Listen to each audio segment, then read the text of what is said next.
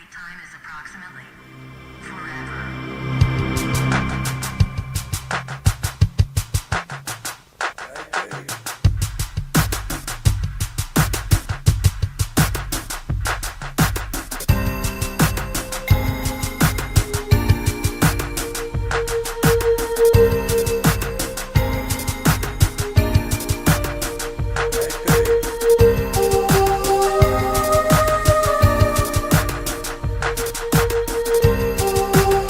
Cannot afford to be so politically correct anymore.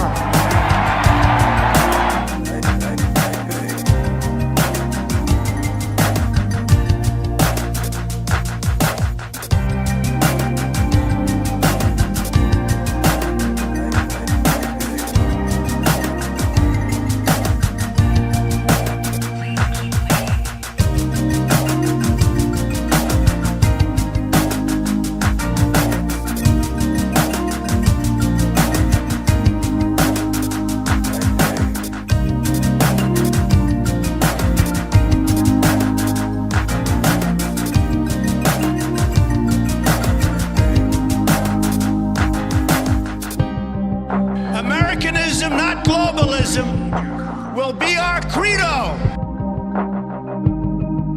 Please continue to hold for the next available representative.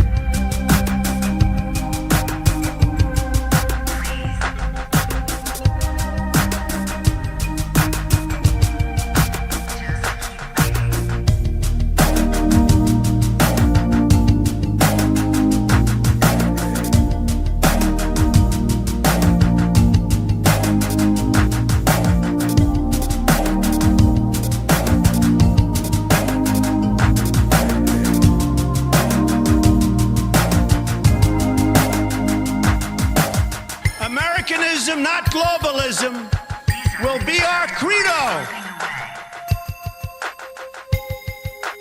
We appreciate you waiting and waiting. What is it you're waiting for? Do you even know anymore?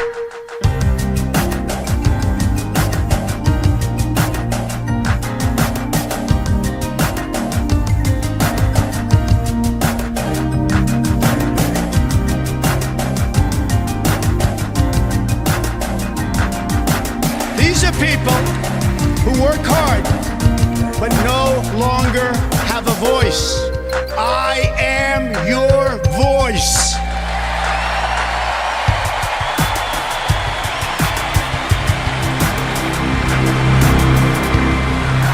Disconnected.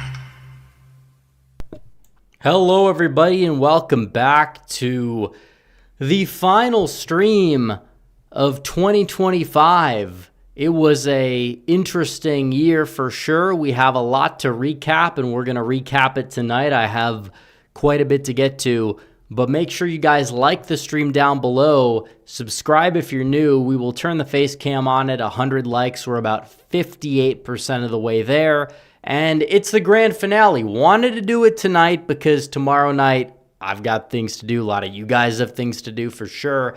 It's not going to be like a ball drop stream for sure, but I did want to go live and recap a lot of what we saw this year and a lot of what is to come. And we will be doing a segment at 20 teal or above super chats. That's $5 and above. We are finally expanding the goals into segments, and I guess it'll carry on to the new year as a resolution. We'll do a What Really Grinds My Gears segment, which is just something that, it makes me upset when I see, and we can rant about it a little bit. We could do a little bit back and forth for sure. But like the stream down below, subscribe. We're going to be talking about the events of the year this stream. We're going to be talking about the fraud, the Somali fraud. You import all these people from a third world country that are, known for being like pirates, and they are scamming Americans. Who could have seen this coming, by the way? Who literally could have seen this coming? Like everybody with half a brain cell. Even Joe Biden, if he was being honest with himself at this point, could have seen it coming. Like, seriously? This is what happens when you import. Honestly, Somalia is not even the third world. Like, Somalia and Haiti are virtually the fourth world. You are becoming the fourth world because they're below third world. They're not even third world. You know, third world, you get like the Congo. Somalia is even worse than that. Somalia to the Congo is like the Congo to, like, I don't know, like Egypt or somewhere in the Arab world, which is kind of the third world. But like it's bad. It is awful what's going on in this country because you're importing the third world. And so many people aren't realizing it. Also, you have President Trump in his first year coming to a close. Is he winning? I'd say yes. I would say that a lot of what we've seen is starting to just come together, and we're about to fly in 2026. You could sit here and you could say it's just another rep prediction that's a little too lofty, but I think that the evidence would point to the fact that President Trump has laid down the groundwork for success. So hit that like button. We got 13 more likes. But not a very good week for the forehead Americans. Not a very good week for them. We'll discuss some of that a little bit later, but it's not really about them until we get to December and the recap. But hit that like button down below. Subscribe if you're new. I don't know how many new people we have, but that's okay. We got the old heads. We got enough people. We got enough. We got 100 people in here. Good enough for me. That triple-digit mark, that's great. People will grade his presidency. So far, they're already doing it in the live chat. Maybe when we hit that goal, we'll get to it a little bit later. But the one thing I will say about his presidency is a lot of what he did will be looked back on as A+. But maybe we haven't seen the returns of that. And that's fine. I mean, that's fine. And it has not been perfect, for sure. But I mean, every single second something goes wrong. You have people chanting, oh, this has to happen. This hasn't happened yet. It's like, even when we look at what's been uncovered in Minneapolis, they say they haven't charged anybody. And I get it, but it's been like a day. You understand that there's a legal process, okay? There's a legal process. And I'm not going to sit here and say it's all been an A+, everything is perfect, we have like the best economy ever.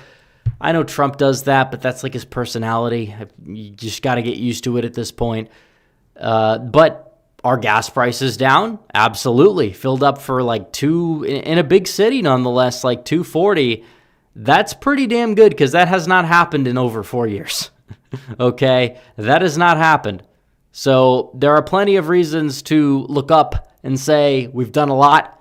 Illegal immigration is zero. The DOJ is finally going after, in some capacity, political opposition, the way that we've been targeted for the past 10 years, even before that, under Obama. Under Obama, nonetheless. Obama was going after conservatives, the IRS, and many other avenues. But we're at 100 likes, so hit that like button anyways, but we're going to hit our face cam button real quick, because we have a lot to discuss. And I'll tell you the difference between this Trump term and the last Trump term. And believe it or not, it's in this graphic. And you could say, well, the Democrats are leading. But here's the difference. Here's the deal.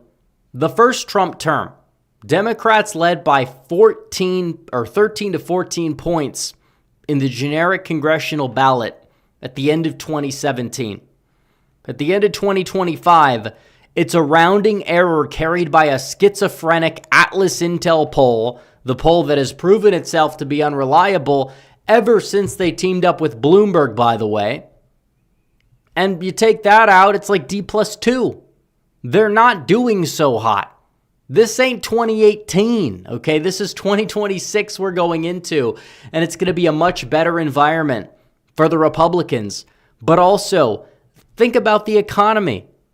The economy was awful under Biden. It's not the best right now, and I understand that. But you have reasons to look up. Many reasons. When people get their tax cuts, that's a good thing. The fact that a lot of the jobs that have been lost have been government jobs, and the jobs that have been gained are going to native-born Americans. The fact that the housing markets are cooling because of mass deportations and self-deportations. So whenever you have people that'll go out there and try to claim that Trump isn't doing enough, and they'll cite all these things. You're being played. You're being played by a cabal, by an establishment that will do anything to cling on to power, even if it means promoting the same people that they have railed against or claimed to rail against for the past 10 years, so long as it benefits them and benefits their narrative. They're desperate to try anything. And it's sad to see it work on so many stupid people, but it's not everybody. It's not all of you. If you guys have been listening closely for the past year, and so many people have, you get it. And I'm happy to see it. I saw a lot of you guys in Phoenix a couple of weeks ago, and it was a white pill because the internet is not real life, even among people that are on the internet, but maybe a little bit quiet. Okay, but the internet's not real life. It's good to understand that. It's good to talk to people, have an open conversation, try to understand where people are coming from, and vice versa for sure. But it's like, I think the future is bright because it belongs to us, belongs to patriots, belongs to intelligent, competent people, many young people even, that want to save this country. That's the same premise, the same thing that drove the creation of the United States of America back in 1776, about to be 250 years ago. 250 years of this country. Our birthday is coming up, and thankfully we have a president that is symbolic enough of the United States to say, hey, I'm proud that guy's the president during our birthday. Well, it's upon us, and I can't wait for that for sure. It's gonna be amazing. It's gonna be great, and we're gonna get to that. But I did want to get to 2025 first. I know we got a little sidetracked, and that's okay. But we will be getting to 2025 before we get to 2026, because we have to recap the year in order to kind of gauge where we're at heading into 2026. So, without further ado, I think it's important we start off with the beginning of the year, January. Donald John America, his comeback was complete. He takes office. You got Joe Biden in the inauguration attendance because, it's the inauguration was kind of shut down because of the weather. I was there, got to go to the inaugural ball, which was pretty cool. One of them, there were like 3 of them, but I went to one of them, and it was a good experience. But we didn't get to go into the inauguration because there was no inauguration. But, you had 100 people or so, and you had people on both sides of the aisle. They were there. Trump gave a very good speech, by the way. Kind of goes under the radar, but he gave a great speech. And he did a great speech as well during the address to Congress. I don't know if that was February or March, but he did a good job there too. But he took office, signed all these executive orders.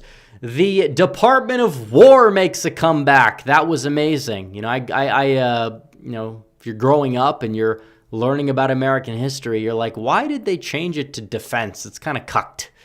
Why did they do that? But, Trump made it right again. That was underrated. Mount McKinley, that's another one. It was Denali, they say. It's like, okay, what are you, a GMC SUV or something? No, you're the mountain. You're Mount McKinley. I grew up, it was Mount McKinley. It's back to where it was before. That's great. The Gulf of America, that's another one. Donald Trump made sure. And so many people, even on the right and even myself, were like, yeah, I don't know if this is going to work. It worked. Okay, the guy's a marketing genius. You can call it glazing. You can call it whatever you want. You cannot deny the genius in this guy. He went off. The Gulf of America. It's stuck. It's on Google Maps. You can't do anything about it. It's not the Gulf of Mexico anymore. It's the Gulf of America, and that's a good thing. It's a very good thing. And then you had Doge. Now, some people will say Doge didn't do enough, but we fired thousands of federal workers who had no business being there. They uncovered the USAID scam. All of Trump's cabinet was virtually approved instantaneously, which would not have happened in his first term, by the way. I know you can critique, and I will critique with you, the Republican House and the Republican Senate, But guess what? They put their head down. They did their job correctly. That was it. That was it. The cabinet's in place. It's a much better cabinet than the year or the term prior. And you can tell because there's nobody that's really on the chopping block. We could talk about Pam Bondi. We could have that discussion. But either way, the bottom line is that we didn't have a lot of turnover. A lot of the Trump first term issues that people could point to, they can't complain about them now. That doesn't mean there haven't been bumps in the road, and we're going to cover those because we're going to be fair. But either way, it's been a successful year of a successful term, and that's just the beginning. And all this fraud was uncovered in USAID. And Big Marco, who's now the Secretary of State, has virtually shut it down. He's working like 50 jobs. He's doing a very good job of working those 50 jobs. So there was that. And, February, that was a big thing. March, you had a lot of these initiatives from the health department, thanks to Bobby Kennedy, where he's trying to phase out these dyes. So everything Trump campaigned on, putting these people in these posts. You remember those rallies with you got the dream team out there. You got Trump and you got all these other people. Remember the Madison Square Garden. Remember all these rallies, the ones he's had in Arizona, the ones he's had all over the country. Guess what? Everything that he said back then, he is keeping receipts. And you have a Secretary of Health and Human Services that's actually doing his job and is going out there and making sure that we can get rid of these or phase these dyes out. Even him just being there as a figurehead made these companies like Steak and Shake just change their menu, Chipotle slightly changing their menu, making everything healthy. The movement that Donald Trump has created has all these like offshoots, and now they're in positions of power where they can make a difference. You don't have these people that were out there pushing the lockdowns and things like that in these main positions of power. So already out of the gate, you have a massively upgraded apparatus that's leading the country in many different ways, not to mention the efforts to increase deportations and the fact that you have basically zero border crossings. At a minimum, you're stopping the bleeding. And I had to listen to people sit here with a straight face and tell me that Kamala Harris was somehow going to be better for immigration than Trump. You got to be out of your GD mind if you believe that, because it's not true. It's objectively not true. Now, April, with the economy, and this is when his approval rating kind of dipped a bit, but you had Liberation Day. You had a lot of tariffs, and some of them were lowered and revised and things like that. But all the experts were saying 10% inflation, above that in inflation, recession. None of that happened. Literally none of that happened at all. For the record, Trump reoriented the plan instantly, mainly targeted China. But you do the numbers for inflation, and it's like it's costing the median family like $19 a month, which you could say, well, that's still above zero. He's not lowering the costs, but wages are rising faster than that. And that's true. And all of the expert predictions are wrong. If that's the patriot tax to pay for national American dignity that we have to do in order to reshore jobs over a long period of time, I think a lot of Americans would say, sure, let's do it. It's far more understandable than the nonsensical inflation that we endured for the past 4 years, but we're not even enduring inflation at that rate. And they're cutting interest rates because of it, which is going to allow more people to afford homes in 2026, which is a positive development. Look at the bright side. It's a positive thing. May. Well, we have Gavin Newsom on the rise on the Democrat side. Kamala was leading every poll, but Newsom tried to steal the thunder because he is supporting illegal immigration for some reason, because he's defying Trump on the ICE protest. There were ICE protests out of control. They were burning Waymos driverless cars. I've been in a couple of them recently. They're actually pretty cool. But they were burning them to the ground, and they couldn't defend themselves. They couldn't drive away. They were, I assume, off or something. But you had all this stuff happen because Donald Trump actually wants to follow the laws on the books and do the things he was elected to do. And a lot of people on the left, a lot of liberals, they're not very happy about that. And they started to riot and protest. And Gavin Newsom, who looked like his career was over back in January because of the fires that were going on and mainly due to his direct mishandling and the reduction of prescribed burns and things like that. Well, turns out it moves back front and center. He's out there. He's fighting the fight against Orange Blumph on immigration and eventually redistricting. And we're going to get to that in a second for sure, because that's a big one. Because things were going well, relatively speaking, and the Democrats knew it. So they had to try to unleash their demoralization ops. And after some water, we're going to talk about June. We'll talk about July. We'll talk about August and everything after that. But really quickly, a quick water break.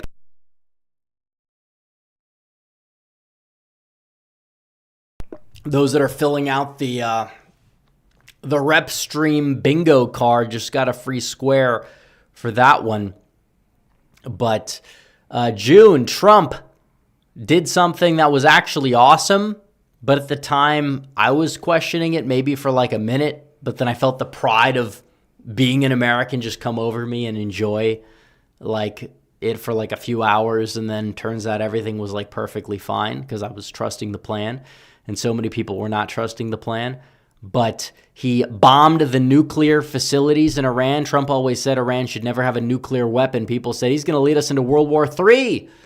Tucker Carlson caught strays from Donald Trump, and that, I think, kind of started a weird spiral he's been going down lately, too. Not to mention the nicotine addiction, among other things. But you had World War III happen for like a day. We're told, oh, World War III, he's a neocon, he's Trump W. Bush, because he struck a bunch of buildings, did not kill any Americans, but took out some Iranian nuclear scientists in the process. Oh, he was evil for that. Oh, he can't do that, they said. Well, he did it. And you have like the splinter groups on the right, on the fringes, they're freaking out. The left is freaking out. It's hilarious. And then you have Epstein. They bring that to the front because Pam Bondi, to her discredit, did blunder significantly with Bindergate. And that became a big thing. And then the Epstein thing became a big thing. And now we kind of have a good chunk of the files. And they're not telling us much as we anticipated that they probably wouldn't, because it's like it kind of like not going to be like a specific set list of like people and what they did. Like, come to think of it, looking back, it's like, you know, even myself back in like 2019, I said, oh, there's like a list of all these celebrities and all the like child sacrifices they're doing. You kind of grow up a little bit and realize, yeah, you know, I'm not saying that there were no unsavory things going on, but it does seem as if it was overstated. I think it was mishandled messaging by this administration, to be fair. But at the same time, you have these like demoralization ops that are used, and now Trump has officially like signed the bill to release them all. Some of them are like redacted. We'll see what's going on with that. There's going to be more that are probably going to be released after the whole new year, and we'll get to that. We'll cross that bridge when we get there for sure. But either way, it doesn't seem as if there's like a lot going on there. And then you get to July, which was a big victory. On the 4th of July weekend, the big, beautiful bill, which was like a million bills in one for all the people whining about Congress not passing enough, which I think they should do more in 26. I'm not denying that, but this bill was crucial. You got a remittance tax. It should be much higher. You got those tax cuts on tips, overtime, etc. That's going to be a big boost ahead of the midterms. You got SALT deductions, which I have mixed feelings about, but they're kind of temporary. Maybe, you know, New Jersey, we'll see what happens there. Bury the tape for the 2025 elections. It's not going to have an impact for 28 for sure, for all the people that think it will. It's not how it works. Tell Governor Chris Christie how he elected Trump in New Jersey. Oh, wait, that's not how it works. So besides that point, that was an amazing bill. You got ICE funded to the max for all the people saying there's not enough deportations. You got ICE funded to the max. That was important. You got to get that done. And now they're hiring people. They're training people. The numbers are going to skyrocket. We're going to fly. We're really going to fly as a country. And this was the groundwork that was laid down. This was the groundwork. August, that's a big one. We'll get to that. Because the redistricting war, you saw that Texas had balls, because we have balls down here. The Midwest has lost its balls. Well, Ohio, Indiana, we see that, and how they've dropped the ball, no pun intended. But California, Newsom trying to be the diva that he is and fight back, and it worked in November at the ballot box. But either way, the redistricting war kind of showed that certain red states are willing to fight, certain red states are not willing to fight. And either way, the House, the midterms, it's going to be close. It's going to be very close. We'll see what happens. But we get to September, and September 10th was a very dark day for this nation. Charlie Kirk, the legend, our hero, one of our heroes, was shot by a deranged leftist and killed in a very heartbreaking moment that shook me to my core for days. A lot of you guys to your core. It was just absolutely an emotional time frame. But, you have these people that go out there, they do this stuff, and we still have so many questions. And, of course, you have some of the questioners that are muddying the waters with their schizoid theories that make no sense. The bottom line is it showed the left's reaction. It was a leftist that did this, possibly at the behest of other leftists. You had people at the guy's apartment with out-of-state license plates, probably for some transgender furry orgy or something that took place. But Charlie Kirk was killed by this guy in Utah. Charlie Kirk was a legend. He will live on forever. We must, make sure that we actually go out there and fulfill what he wanted to happen in this country. He wanted to save this country. He got it over the past 5-6 years better than I think anybody could have gotten it. He transformed a lot of people's minds. He was he was out there. Not only was he a voice for conservatism, he was a voice for Christianity as well. He was spreading the gospel in a non-threatening manner to a lot of people. He would always, talk to people in a compassionate manner. He was a legend, and that's why he died. That's why they killed him. And it's sad, and we'll never get him back. And those are big shoes to fill, but we have to keep working to fill them. What makes it worse is when people try to grift off of the death and say, this happened, this theory happened, this theory happened. We know who those people are, people that are victim blaming. And then you have the left out there rubbing salt in the wounds. They're mocking him even to this day. They're mocking Charlie Kirk. They were dragging his name through the mud, lying about him, trying to justify his murder. It showed a lot of people who the left truly was. It really did. You had the government shut down in October, but also you had the Jay Jones stuff. This guy goes out there, you see his messages, talking about how everybody he disagrees with should die according to him, and children should die according to him, and he outperforms Kamala Harris for some reason against an incumbent attorney general, which, that's inexplicable. The November elections were in part because of the shutdown, which were demoralizing to a lot of people. Then you had the ceasefire, which was a positive thing. Donald Trump negotiating a ceasefire. Everyone was happy except for the grifter class. Everybody was happy about it. It's lasted to this day. We'll see how long it lasts past this day. But Donald Trump being there, you have real leadership. Hopefully he can negotiate something with Russia and Ukraine. If he does, gas could be below $2 for all we know, once again, which could be crucial. And people forget how you had the impact of that on inflation, the initial invasion.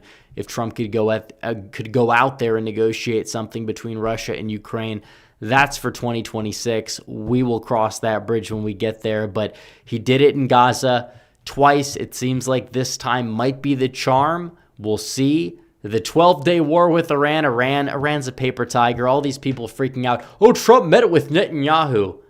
Like that's supposed to be a bad thing. He's doing his job. Like he's doing a lot on immigration. He's doing a lot in foreign policy and the economy. People want to fixate. They want to twist things because I don't know. They think it's quirky. They think it makes them cool. It's internet clout. They're bad faith actors. All of them. Bad faith actors. And we're going to continue to call them out where we see it. Of course, we're going to stay laser focused. An America first patriot will put America first and let the chips fall where they may. And that's true. But whenever I see stupid people, I'm going to call them out because that's also what we do on this channel. It's what we've done since the onset of this channel, which will be in February. 7 years, by the way. 7 years of Red Eagle Politics, 7 years of the channel, which is pretty cool. But we're not there yet. December, we saw some positive economic news for sure develop. I mean, Dow's hitting record highs. You're catching these fraudsters in Minnesota.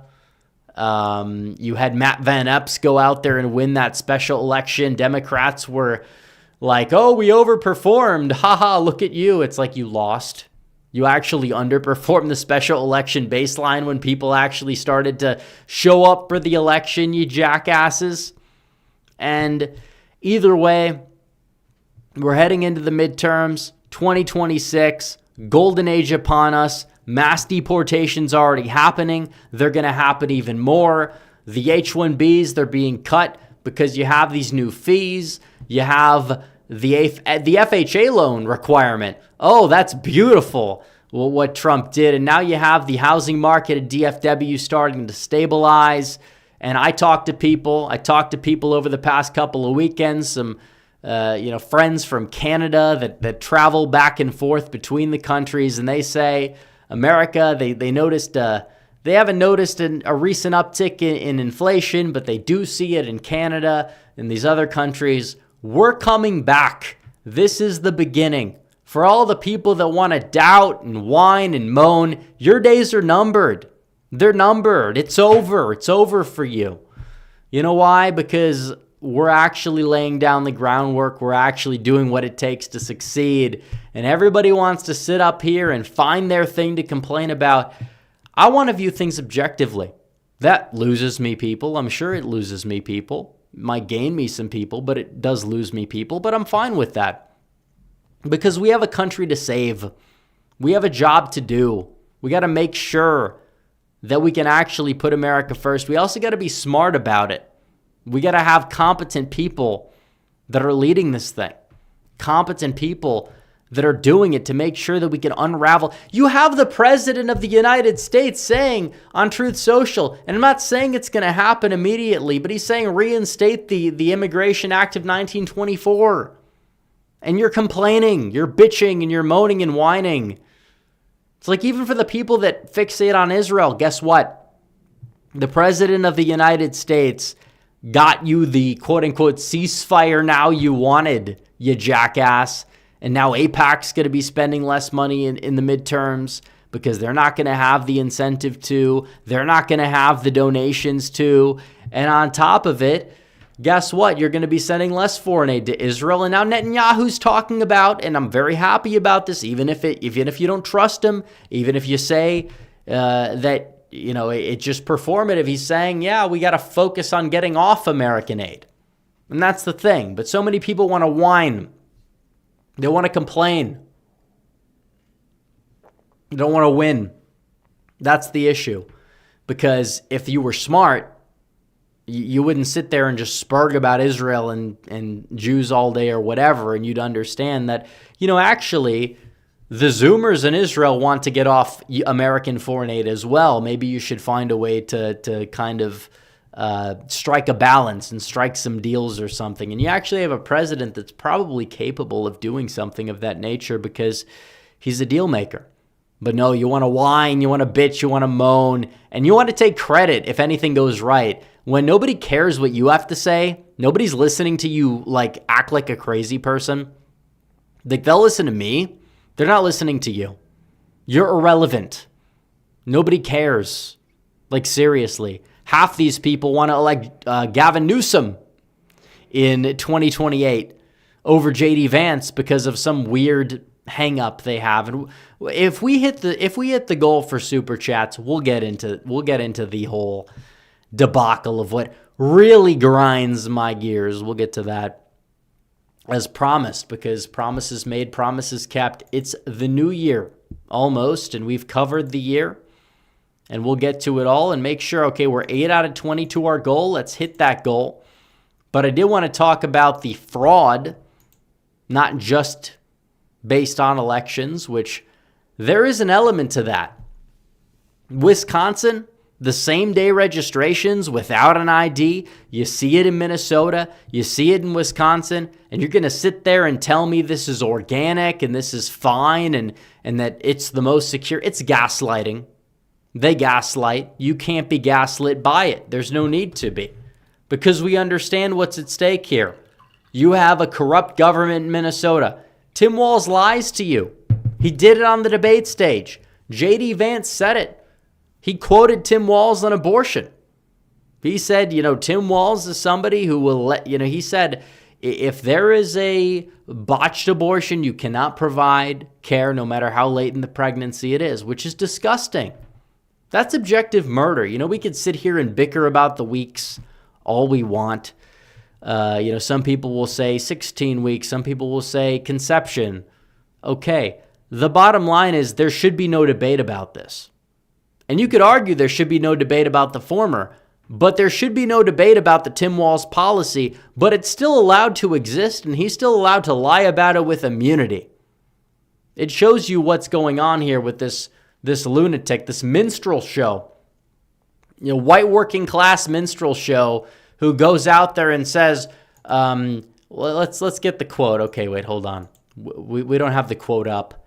But he said, oh no, you need Somalians, you need diversity, you need these people, you need the forehead Americans to ensure America. Yeah, I don't think that's working out too big, tampon. All right, let's see how you're doing. Oh wait, you're 30 times more likely to be charged with a federal crime than you are to be president. And you want to sit up here and lecture us on how many Somalians we need. It's very fitting they're mostly in Minnesota. Because one of the least compatible groups of assimilation. Because I believe in nuance. Okay, I believe in nuance. There are a few non-European, non-white groups that actually assimilate very well. The Vietnamese, the Cubans, etc. They exist. The Somalians are the farthest thing from that. Okay, objectively speaking. Especially the people that we take in. And you take a nation, and it's kind of like the Haiti thing, where they're like, no, there's no way they're eating cats. But if you go to Haiti, or you look at Haiti, and it's not all Haitians, to be fair, but there's a lot of people that will sacrifice animals to like voodoo. And it happens frequently. And if you dump a bunch of unvetted migrants on some town in Ohio, they're like, it can't happen. It's fake. Now, maybe you could say, well, the cat thing wasn't confirmed. Okay, well, they were taking ducks from the pond and maybe doing it to ducks. That's still not something I want in my community. And the Somalians, you have a big pirate problem. And you see what's going on in Minnesota. They are running these leering centers, not learning centers, because they couldn't spell it properly. And you have this guy, sometimes it just takes like this goofy looking white dude with a YouTube channel to go to Minnesota and be a total patriot, by the way, and just unearth the fact that these people are not actually running daycares. They're saying they are. Philip Rivers has more children than the daycares have children. I have the same amount of kids that the daycare has. I don't have any kids. But I have the same amount that the daycare is taken care of, and they're getting all this money. Where's my money? I'm an American. I've heritage American DNA back to the 1600s. Where's my paycheck? I don't see it. I'm not asking for one, but these people get one for being fraudsters. You don't. That should make you mad. It should make you angry a little bit. It should, because these people are taking advantage of the United States, and they shouldn't be here. They should get out. We should get them out. George Washington would not have crossed that Delaware if he knew what was happening to this country. You think Washington crossed the Delaware so the forehead Americans could come in and steal the money? Really? like, let's be honest here. That's not what's going on. And I say it partially in jest, but I say it as something that's also 100% true, because it's not politically correct. But that's kind of the issue, because not all people are the same. And these people, it's like they have an IQ that is like 68 on average. Like, seriously? We're going to act like that is some... But honestly, it does say something about the government, too. Because if they're getting outsmarted by these clowns, I mean, what does it say about Tim Walz? I think we should deport Tim Walz with Ilhan Omar and with all these people, and they should all go back. Because they all are destroying America at the behest of what? A group of people that does not care about this country, that is viciously trying to rob from it. And it's not just the Somalis. I'm not trying to just single them out either. You have a problem with India and the credential faking. You have a problem with China. I mean, these groups have arguably a higher in-group preference than the Somalians. They come to the U.S., they do the same thing. They don't... Okay, I don't know what's going on. Okay, we got it back. They don't look at America as something that they can give to. They look at America as something they can take from, they can rob from. That should disgust you. That's not something that we want. That's not what... is that the melting pot we were promised? No, of course not. That's the opposite. That's the snake poem that Donald Trump brings up at every rally. That's the problem that we have to deal with. So you got this guy who's unearthing all this stuff. The media is not there. And where's the FBI? Like, it is true that I've been willing to be more charitable to how I've approached the DOJ under Trump's term than a lot of people have. But how come it takes this guy to do it, but why haven't they done it? Why haven't they found a way to do this yet? So as for like Kash Patel, these other people, I'm not saying fire them all right now. I'm just saying learn something from this guy. This guy's younger than me. He's out there doing this stuff. Good for him. But where are you? You guys are supposed to be the experts. You're being outsmarted by somebody who's just out there with a camera. All right, so let's be clear here. So regardless, it's an issue. Tim Walz, Minnesota, mass migration, the fourth world, somebody in chat said seventh world. I think that's more accurate.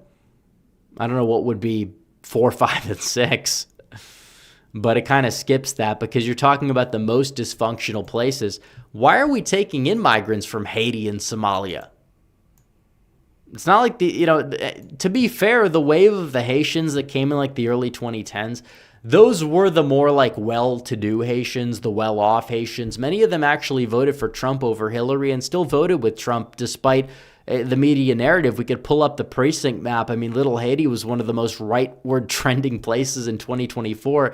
Everyone's like, Florida's going to flip because of the Haitians. And Trump said they're eating the cats or whatever. And it's like, they know these people better than anybody else. That's why they fled the first chance they got. Like the notion that it's like insulting to call out reality. Same thing with the Puerto Ricans, with the comedian joke. Puerto Ricans were one of the most, I think they were the most rightward moving group in the entire country, despite the comedian joke. because they were fed up. And honestly, among stateside Puerto Ricans, they understand, yeah, Puerto Rico has got a garbage problem. It is. In fact, the guy who wrote the joke and made the joke, he travels there. He knows many people there. That's why he made the joke. But that was the Hail Mary attempt that the left decided to throw out there, which made it even funnier. And it fell flat on its face completely. So, whatever. Bottom line is you have this problem with mass third world migration, and it needs to stop. I think we need a full moratorium, at least a net zero. Go back to the days of pre-1990 Immigration Act, if not pre-Hart-Celler, because everybody talks about Hart-Celler, and I think it's far more than justified, but 1990 was like the kerosene to Hart-Celler. Like Hart-Celler did lead to 1990, but if you look at the immigration rates before 1990 and after 1990, you look at the demographic change before 1990, then compare it to after 1990, Ted Kennedy promised no significant altering to the United States because of Hart-Celler. And over the next 25 years, you saw maybe like a 7% change of demography, which, you could say whatever you want about it. It was not a ridiculous shift compared to what we saw after. But then Ted Kennedy, the same guy, goes and does 1990. Both, I think, need to go. I think we need a total pause. But it is kind of weird how we don't hear enough about 1990, because that's what created the H-1Bs. That's what drastically altered who we've been taking in. That's what's led to this kind of stuff more so than not. Mass from India, mass from China. And it's not just those two. You have Arab restaurants in Metro Detroit. This has been known for a while, and a lot of them have been caught. They've been funneling money to Hezbollah, Hamas, a lot of these organizations, these terror groups. And some people will say the food was worth it. I honestly can't blame them. But it's still a problem that this has been going on, and everybody knows it. A lot of people know it, except for people that have never stepped outside their house and decided to dogpile on me and say that you're actually controlled opposition because you say you're calling out the Somali fraud and these people funneling money to terror groups, but you're just doing this on behalf of Israel. And it's like, are they trying to if these people were like built in a lab to try to make me love Israel as much as possible, it would make sense, because they're just like that crazy. That's what they're trying to do. The whole right has become broken by stupid people, but these are very online people. Many of them are not even in the United States. Many of them are overseas, and they want to sow division and discord, I should say, within the discourse and all this other stuff. So it's a big mess. We'll get to super chats because I think we've covered it all, but it's been an interesting year, a great year for nationalism and patriotism and populism and all of that. We have really laid down the groundwork, and a lot of people will complain.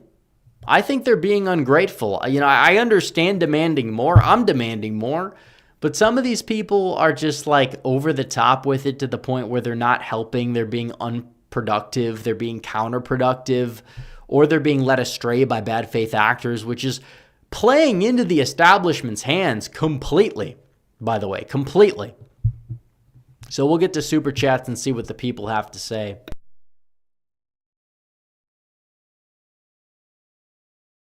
But you have a lot going on.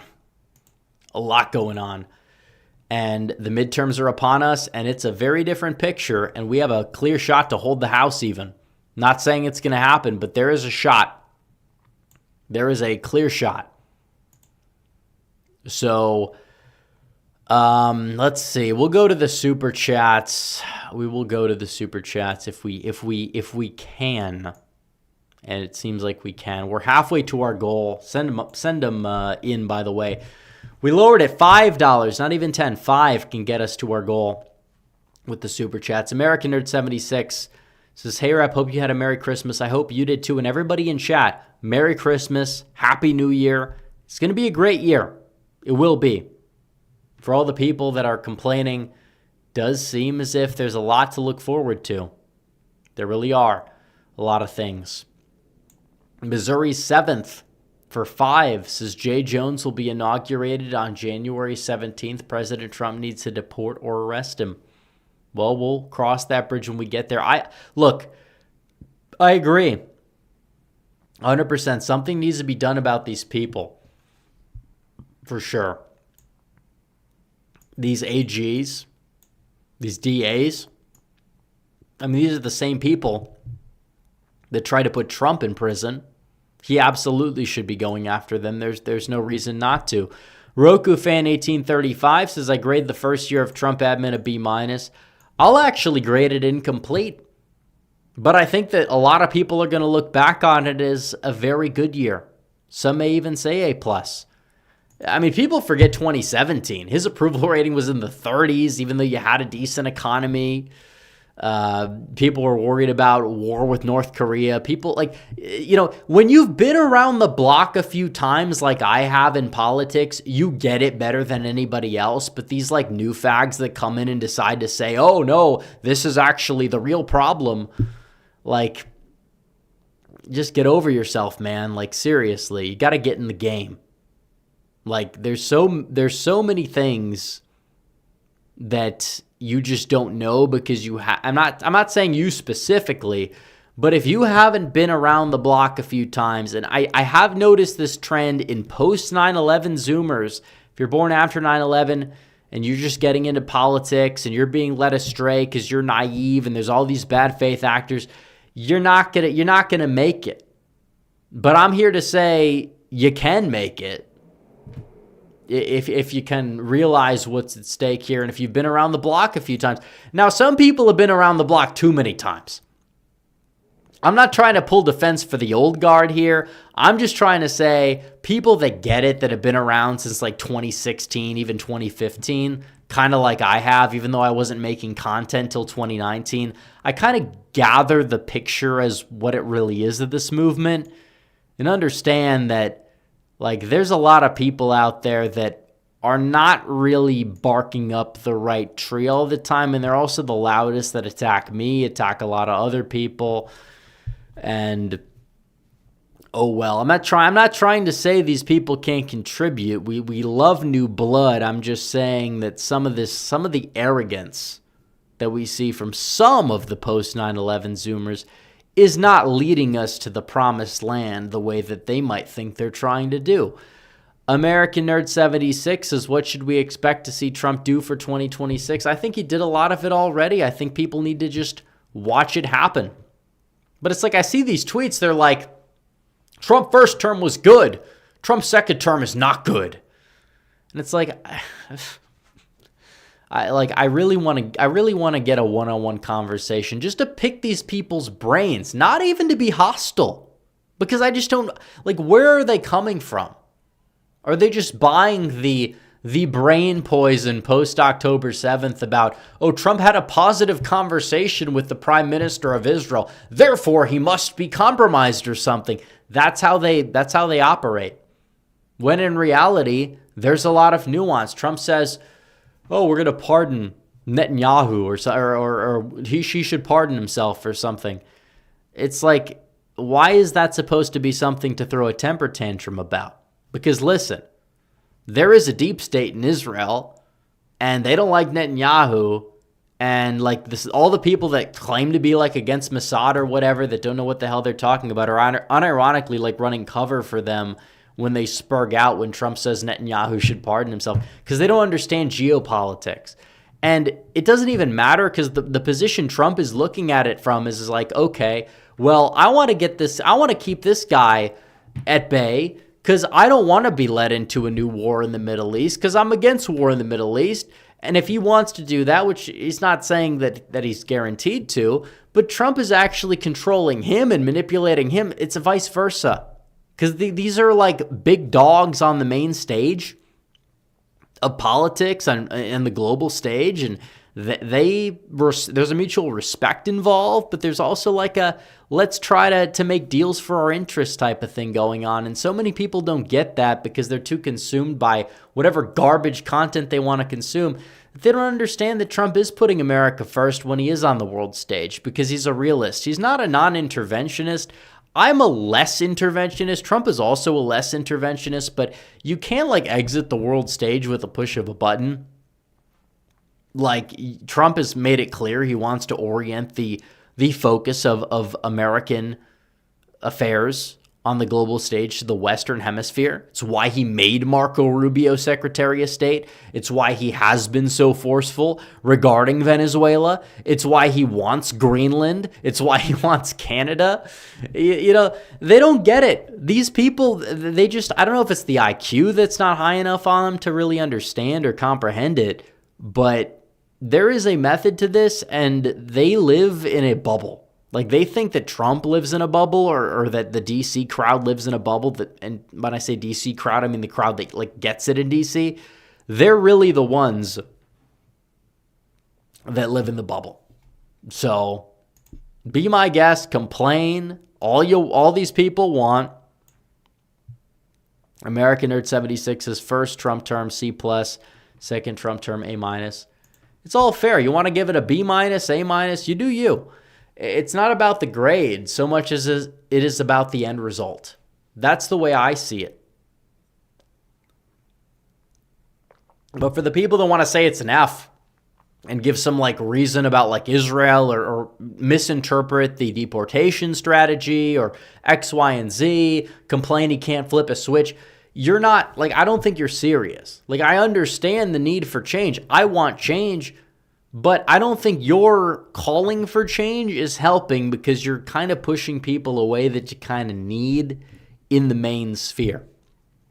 To make that change happen, I don't think it's going to be a benefit. So I tell that to the people that say Trump is chalking up an F or something of that nature. And by the way, 12 out of 20. Let's get closer. 5 and above, 8 to go. Let's make it happen. Looking at the stream, we've got 250 people. It's pretty good for this hour. We're going to get a lot of people come March. We're going to have that Texas primary stream. That's going to be crazy. That's going to be a lot of fun. I can't wait for the primaries. It's going to be amazing. John Waffle H2P says, we're now dealing with woke cops. I think it's disgusting that a Wisconsin cop threatens an American for turning away insane Somalians. There's still a lot of work to do. Well, these people are provocateurs too. You know, they provoke people. At a Home Depot, they provoke people. At the Cinnabon, they provoke the woman. And they say all these things. But if they react in a way that is less than savory, they try to make them the villain every single time. You know, it's just the victim playing. You enter a country, nobody wanted these people here. If they could vote on it, it would be voted down significantly. But we're supposed to take in the forehead Americans and just let them walk all over us for some reason because, I don't know, if we don't, we're like the bad people for some reason. That's not, you know, George Washington did not cross that Delaware River for this to happen. He did, you know, you have, chances are, if you've been in this country for a while, or even if you haven't, let's say you're like I know we have a lot of recent arrivals, people that are first generation immigrants here, even post-Hart Celler, and they're not happy with this. You know, their ancestors did not come to the United States to move to Somalia, and people that have been here for a while, like me and my lineage on either side, because yes, a lot of Armenians are not, actually Armenians are almost certainly pre-65. But, we didn't I didn't have grandparents that served in World War II for the takeover of people like that. That's not why they stormed Normandy. It was nothing to do with that. To do with defending this country, not to let it turn into that. I think a lot of people may not have served if that was the case, if they knew what the country would become. So we have to preserve the country and make it one that is great. And you can't do that if you invite snakes that are going to be fraudsters into this country. A lot of these people should, if they're involved in this, no matter what, denaturalize, deport, do what you got to do. The whole thing's a mess. You know, the notion that we have to tolerate. They say tolerance. They can't tolerate opposing views. They expect you to tolerate the desecration of the nation. I say that's ridiculous. Our cities have been glorious for quite some time. Then you import all these people and they go to shit, for lack of a better term, and we're supposed to put up with it, or we're bad people, or we'll get called names. That, I think, is what people are fed up with. That's what people are angry about. And we need to actually make sure that we can restore this country into being something that's worth fighting for again. Because a lot of people have just been unwilling to, stand up lately. But now we finally have patriots that can, and we have momentum. That's why the left tries to squeeze them out. They try to go out there and make it this bizarre false dichotomy between irrelevant losers and irrelevant losers. We can't let that happen. We can't let it happen. I don't think it's going to happen, but just stay wary of that moving forward. Stay wary of it.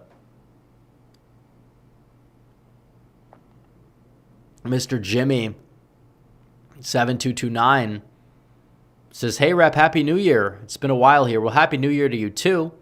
What's your advice to not panic, especially for the midterms? It's scary how we went from the GOP getting 55 Senate seats to Ohio and Iowa being close toss-ups. I don't see it that way, first of all. I think either one of those two takeaways is a little bit overstated. I think the answer is to actually make an impact and make sure people vote, because you have this weird dynamic where you have people saying, I'm not going to vote, I'm not going to show up, the Republicans haven't earned it. They delivered on all of Trump's agenda in one bill for the most part. Like, I want to see a higher remittance tax. I want to see X, Y, and Z. But I think people need to understand that even if you're disappointed in the leadership in like Johnson and Thune, which I don't think they've done the worst job, even though I don't like Thune. Johnson is like meh, but like maybe the best realistic thing you could have at this point. People need to understand that it's a proxy war. If Trump fails in the midterms, they're going to try to take this party mantle back away from him. And that is not what we want at all. Like, do you want them to hand this to Nikki Haley in 28? You want them to try to get that mantle away, push Vance out of the picture? Hell, they'll even push Marco Rubio out of the picture by proxy. You're not going to get anybody. That's what they want. And we have a duty to stop the establishment from taking control over this party, and the midterms are a prime way to do it. And the people that say stay home, you have no right to complain about anything getting done if you're not even willing to stick your pencil on a piece of paper one time every 2 years. It's astounding to me, the people that claim to be politically involved and never want to get politically involved. It's ridiculous. It's a demoralization op. And it needs to be called out every second that we can call it out. Roku fan says we'll also be hosting the World Cup under Trump, which is also true. Nicholas loves traveling for 20. Says, I want to hope that the rest of Trump's presidency goes well, but with many Republicans like Thune dropping the ball on many issues and attacking Trump's agenda, I'm afraid Dems will win in 26 and 28. Hope I'm wrong. Well, 28's more complicated than that. And 26, I think, is a little bit... it's not necessarily like a 1v or a 1-to-1 thing, because you could lose seats in the House, you could gain seats in the Senate, because that's what's actually happened the last two midterms. I'm not saying that's going to happen this time around. I think Trump and the Republicans are going to hold somewhat steady in the House. I don't think they're going to lose a ridiculous amount of seats, even if they lose the House. But the Senate, they probably hold steady. They might lose a seat. They might lose North Carolina. We'll see what happens. Either way, it's going to be a dogfight. So we need to get off our asses and not just vote yourself, but get others to do it too, because that's where the real victory is. So, I mean, this is a battle. These Democrats, they're on their last legs. It's a knockout punch. If you're too afraid to deliver it, I mean, hey, as for Thune, I don't know, like, my main problem with Thune in the Senate has been the filibuster. Because the Democrats are going to abolish the filibuster the second they get a Senate majority, no matter what happens. but you won't even have the balls to lower it to 55, which can avert a shutdown, which benefits you politically. So I don't know what these Republicans are doing. And at times, like in certain circumstances, like with Indiana, with these state house elections, you could make the case they don't deserve to win, but you got to get out and vote because we need the numbers. It literally is just a proxy war. That's the way I view it. I don't give a damn about a random senator in this state that's mid, but they need to win. So you got to get out and vote. And it's about the president. It's a proxy war for the future of the country, the future of the establishment.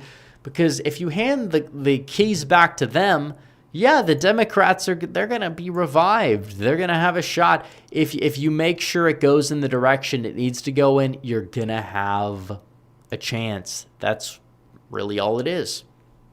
So Nicholas Loves Traveling says, shame on the Republican establishment rubber stamping anyone who registers as Republican in the primary process, since we have a radical Muslim running as a Republican for North Carolina Senate 20. Well, look, we could vote against that person in a primary if they're running. Look, people are going to run if they're going to run. I can't control who runs for what.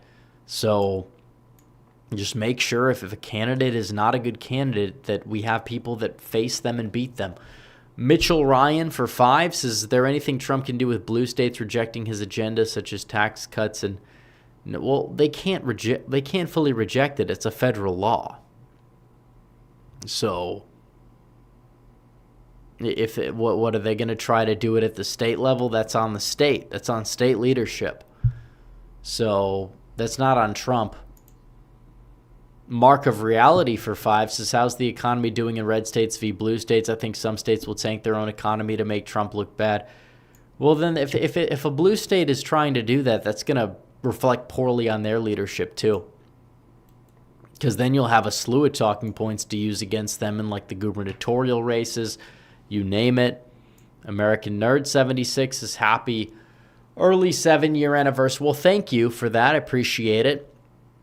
Nicholas Loves Traveling for 5 says, as an Indiana resident, I hate how the GOP dropped the ball on redistricting. Loser, I'll vote these rhinos out in the primaries. Yeah, and look, if they went for 1 seat, I'd be fine. Because, yeah, it could be a dummy mander. You don't want a dummy mander.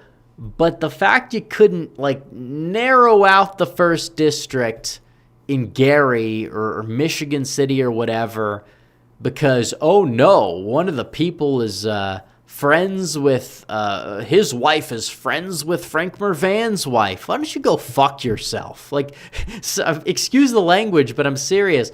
You have these people that they're just buddy-buddy. Why don't you stand up for your own constituents for a change instead of just sitting there and, I don't know, probably swinging with these Democrats or some weird cuckold shit, because that's what it is at the end of the day. It's cuckoldry, politically speaking, that you're even willing to associate with these people. You see how they talk about you in their little text messages. You see how they talk about you, but you won't even talk back a slight amount. You won't even use the little power you have to say, okay, I'll send you to an early retirement.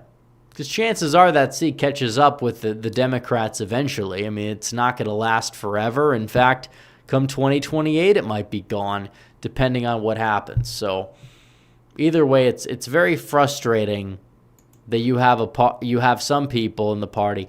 But that doesn't mean that people need to sit out the midterms. It means they need to vote more. They need to vote in the primaries. They need to vote every chance they get. But they don't want to do that. They want to complain. They're beautiful losers. They're no different than the Bush-era neocons. They just happen to find a different way to do it. Talk about how Gavin Newsom is handsome, which is kind of gay in a way. And again, 6 more super chats. We'll get to the grind my gears section, the segment, because we'll have a word on that too. We're not letting these people off the hook. Not on my watch. Nicholas Loves Traveling says, who would you say is an underrated Republican governor? Probably Henry McMaster in South Carolina, I would say. American Nerd 76 says, I feel like it will be a reverse 22 for 26. I agree with that. I do. Mr. Jimmy 7229 says, also mad that weak Republicans like Indiana Republicans are mad at Trump for calling Walz an R word when he literally fantasized about him dying a few weeks ago. Yeah. You know, I understand if you felt off-put at like the Reiner statement or something like that, but Tim Walz is a retard. There's no sugarcoating that. The guy's a moron. The guy's a clown. The guy is possibly in bed with these Somali fraudsters. He's imported them. His wife is a lunatic. Remember, she was saying, turn the page, and just like giving like the fluoride stare. And she was saying how she loved the smell of the city because of the rage of the rioters burning. Like, these are lunatics. These are not people who belong in power. But Minnesota, which is like the state that's like 80-some, the electorate's like 80-some% white, and they're electing these people. Like, what's wrong with white people in the Midwest? Yeah, Trump got some of them, and that definitely pushed like Michigan over the edge, Pennsylvania, Wisconsin. But what is wrong with white people in the Midwest for electing these people? Like, I just don't get. They need to be some of these voters need to be examined psychologically for research purposes. Why they would ever elect these clowns with these destructive tendencies and put them into power. There is no excuse. You know, say what you want about the GOP. Nobody should ever be voting for a Democrat in 2025, let alone like 2015 or even 2005. Like, you'd have to go back decades to find somebody who you would say, okay, I understand why that person would vote for that person. But how do these people vote for these people? And I know some of it is just people staying home and disaffected voters, but I will never understand the people that elect these people and put them in positions of power when this is how they behave and this is how they use their power. I never get it. It's not about loving the GOP. It's about understanding. Yeah, the enemy, the enemy is really like the main thing here. And ideally, you have proper people that can wield power against him, which is the main point of Trump and Trumpism and all of that. But I don't know what is going through these voters' heads in Minnesota. I don't know who would do this to their country. Anybody. No other group, by the way. So some people could say that's anti-white or whatever. It's like true. I don't know why they, of all people, decide to engage in this behavior. It's very self-destructive. Like, you're getting scammed by Somalians who come from the most dysfunctional country in the world. What does that say about you past a certain... Like, I'm serious. Like, some of these voters need to be very, very much analyzed and looked into. It is a mental illness. There's no other explanation. Mr. Jimmy, for 5, says... Oh, okay, we did that one.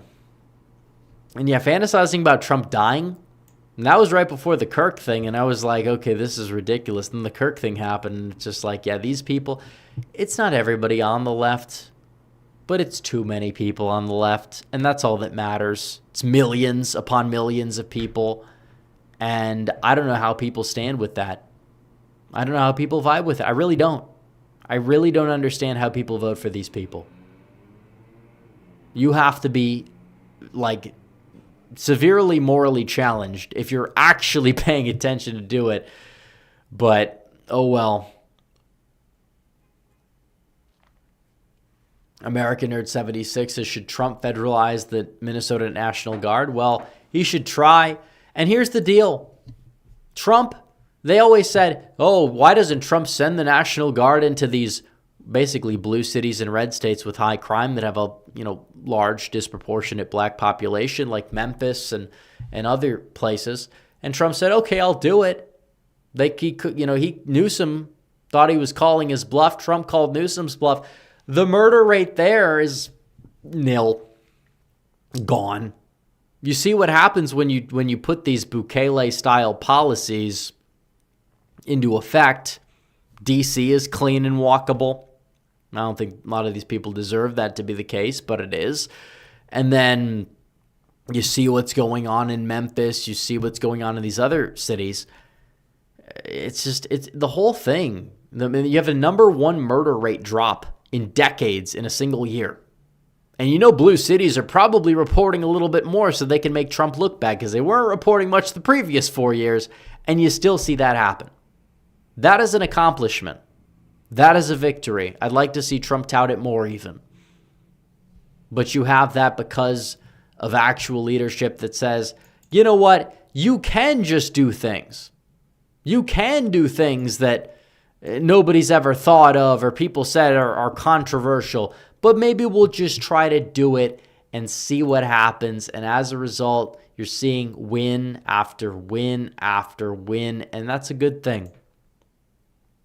Rob Roberts 5244 says, Rip, you didn't have to roast Myron like that on X. It was funny, though, not going to lie. Well, that guy's a clown.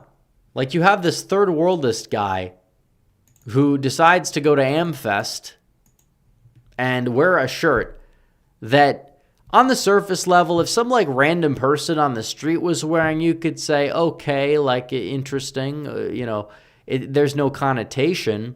But we all knew what it was in this connotation, given the fact that we saw what he was saying outside the event to people, badgering people nonstop. So, while I do think that people that are freaking out because someone was like seen in a picture with 10 other people in him and trying to, like, those people, they're clowns.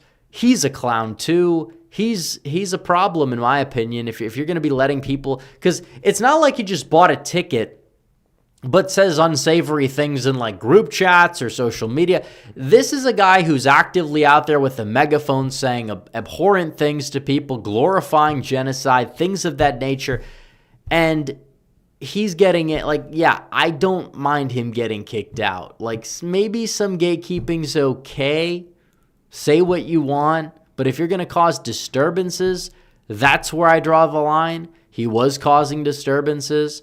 And he's going out there doing this weird dance. It's like the anti-Israel crowd is, first of all, why are you even doing this after the ceasefire, after the 12-day war should be over? Instead, you're acting like a clown. It's a grift. That's all he's doing. This isn't like, oh, he's on Fresh and Fit 3-4 years ago, just like cutting it up with some random people on a podcast and interviewing like a bunch of feminists and dunking on them. It's past that point. This isn't 2022 anymore. This is a guy who is grifting like in a pathway that is not serious. It's not helpful. And what I said was what I said. It's like, yeah, okay. You're going to do this weird like dance routine to own. It's like, yeah, fine. Double foreign aid, triple foreign aid. I say it in jest, and so many people actually think that I was like being serious, that I actually wanted to do that, which isn't true. The bottom line is that these people are not really even making their case in a good way. They just come off unhinged. So, yeah, he hit me back, and then I hit him back a little bit harder. I don't think that a lot of people saw it, but no, it's just the guy's a clown. All these people are clowns, and it's just not. These are not serious people. That's the main takeaway. They're not serious people.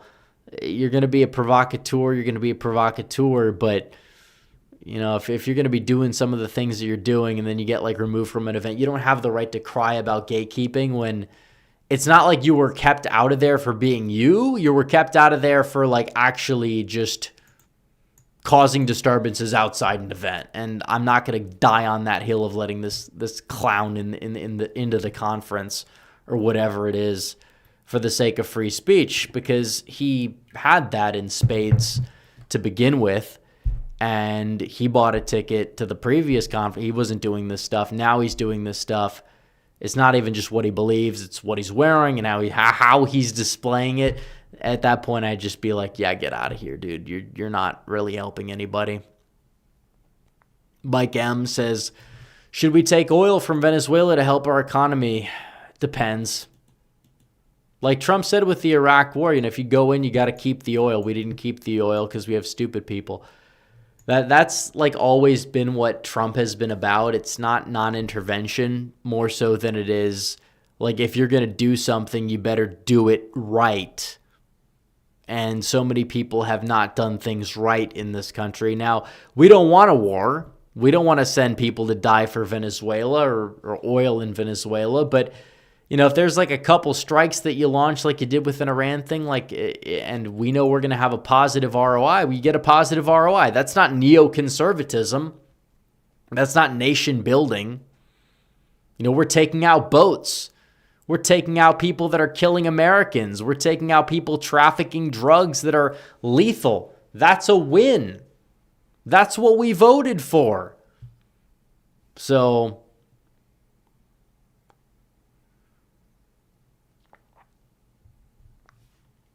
American Nerd 76 for 10 says you should do a winners and losers in 25. I think we're going to do something different. But you may have given me an idea regarding some of these, like MTG. I mean, she had the biggest downfall. I think the biggest downfall. Peter Messeri says, do you think Kentucky will flip red in 2027? Yes. Also, we're 6 super chats away. So if you guys want to send 5 or more in a super chat, we could hit that goal.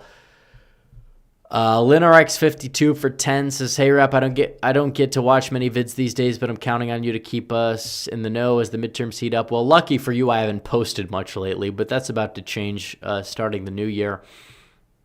Also looking for the beautiful Bill 2. Congrats on almost 7 years. Well, thank you. We'll do a stream for 7 years for sure. I appreciate the super chat. The Four Stooges 2376 says, I'm a sub and YouTube won't let me chat. Well, if you can super chat, you're not banned from chatting. So there's that. American Nerd 76 says, which is worse, Minnesota Dems or Madison, Wisconsin? Well, Madison, Wisconsin is a strange place because you have these people, they're brainwashed essentially. Like you have this city, it's a well-kept city, even though it's a blue city, it's clean. But you have these people that are just brainwashed, and maybe it's because it is a bubble and they live in a bubble and they don't understand things and they're brainwashed from a young age in the school system and all of that.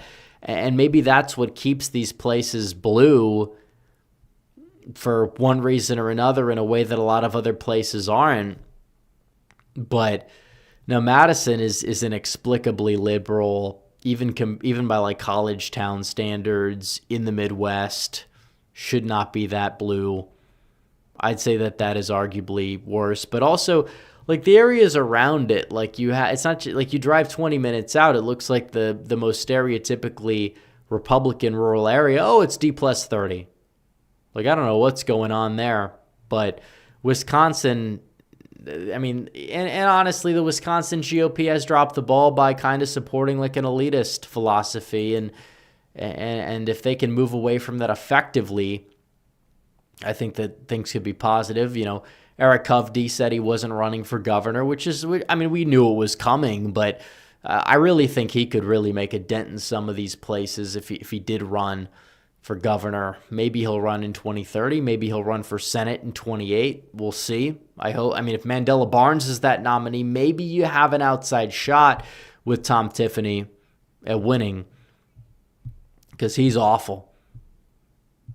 American Nerd 76 says, didn't Minnesota have a left-wing WWE? Well, he was like a libertarian left. He was like left-wing maybe socially, but he's like he was a part of the Reform Party, which is Ross Perot's. But yeah, Jesse Ventura was governor for a term in the late 90s, I think early 2000s. Then you had a Republican governor in Tim Polleny, who was there. I think he was the last Republican who won a statewide race in the state of Minnesota, not counting the 2008 disaster, which was ripe with shenanigans, and everybody knows it. American Nerd 76, what did the shirt say? Well, the guy's got a shirt with the Cookie Monster on it with like cookies, and it says like "Let him cook," which You could say on the surface, if you don't know like the context behind it, you could say it's like, oh, it's like a regular graphic t-shirt, and people probably could wear that and probably do wear that shirt without the connotation. But like the guy is clearly referring to like he already has basically admitted it too. He's referring to like they do it to downplay like the Holocaust and things like that because they think it's like edgy or whatever, and that's their way of that's all they have to their ideology is just edgelordism. It doesn't play well with the general public to a certain extent. It's unserious. If you're going to go to like an event that's somewhat serious, you don't wear that shirt. But even if like somebody's caught in the shirt and you could say there's plausible deniability, the guy's outside with a megaphone calling some random woman like, oh, she's a pregnant Jewish expletive or whatever. That's what he said outside. So clearly provocateur at the event, and then he does all this like weird shenanigans online, very cringe dancing routine to some like anti-Israel parody song, and I called it out, and it got a few thousand likes because people are also fed up with this nonsense, and then he decided to reply back with a very homoerotic meme, to say the very least, and we kind of hit him back with some like actual evidence. Like this guy's been in like pictures in bed with dudes. Like all these people are gay, like all of them. They got a weird past. That Vrillium guy who comes out of nowhere. Now it turns out he was like 2 years ago, like an Antifa transgender, like OnlyFans person. Like these are weird people. I don't know where they come from. What garbage can they find these people in and give them a platform? But like these are the people that are the subversive retards that are trying to take on this administration, that try to target people like me, people like you, a lot of people. And now they're coming at the vice president because they know he's going to be teed up for the nomination. And they're saying horrible things, not just about his family, but about him. And it goes a little bit further when they're praising Gavin Newsom. And I think we're just gonna get to the segment now, even though we haven't hit the goal yet. But feel free to super chat. But the Vance derangement syndrome, it's out of line. A lot of it's out of context. You see that, but you have these people that go out there and they say that Gavin Newsom is actually the better choice because there's two things that I've seen lately. Physiognomy, they say, as if Gavin Newsom doesn't look like a total psychopath who is hell-bent on destroying the country, which he is, but also he has a white family, as if that matters, okay? Like, it doesn't. First of all, Vance having a non-white wife does not mean that he will be weak on immigration. Anybody who has in-laws would understand that, I guarantee you most of this chat, regardless of whatever ethnicity that their in-laws are, they're going to push a button to deport them if they could, okay? Like this notion of there's some loyalty there because your wife looks different. It doesn't matter. Realistically, everyone's seen the memes about never ask an immigration restrictionist the immigration status of his wife. Everybody's seen that. Everybody understands that.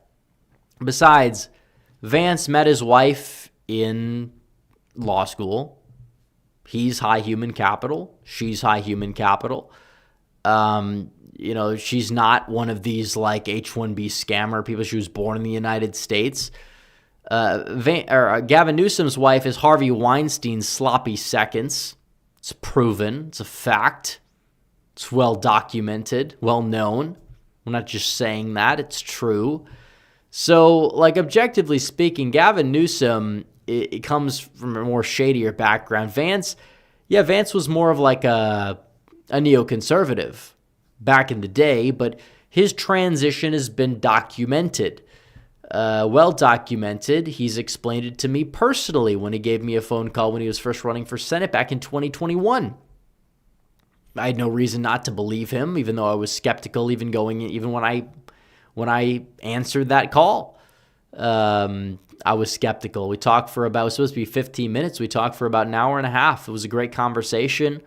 Right as I just first moved to Texas, and I was skeptical of him when he was running for Senate. But the difference is Vance listened to me. Why? Because I actually operated in good faith, and in the message that he sent, I'm not going to read it off directly, but he said in that message, I've been dogpiled, but you seem like you're acting in good faith. They don't listen to people like you scumbags who whine about everything, you clowns, you just absolute, just the garbage of the world. They don't listen to you. You think, and you want to, and these are the same people that take credit for any good thing that happens. They don't listen to people like that. They listen to people that actually operate in good faith and raise legitimate concerns, and they pick up on vibes. And I had that conversation, and it was a good conversation. That was back in 2021. I had no idea he would be vice president at the time, and it turns out that he is. And whether you want to believe Vance or say that I'm naive for thinking that his transition to nationalistic populism or whatever is legitimate or not, it's besides the point. The bottom line is that he's made it clear, based on what he's done not only in the Senate but as VP, that he doesn't care about the way that anybody really views him. He sticks to his guns on issues, and he doesn't get involved in any drama. And it's exactly what he told me on that phone call, by the way, for the record. So the notion that Vance is going to be pro-immigration, he would be a viable version of Pat Buchanan in the modern day. In fact, probably even better than Pat Buchanan on that specific issue, for the record. And that we know. He would make it a point because, Trump has great intuition, but Vance is more ideologically inclined. And that could be, that's a step. Trump teed him up to be a successor.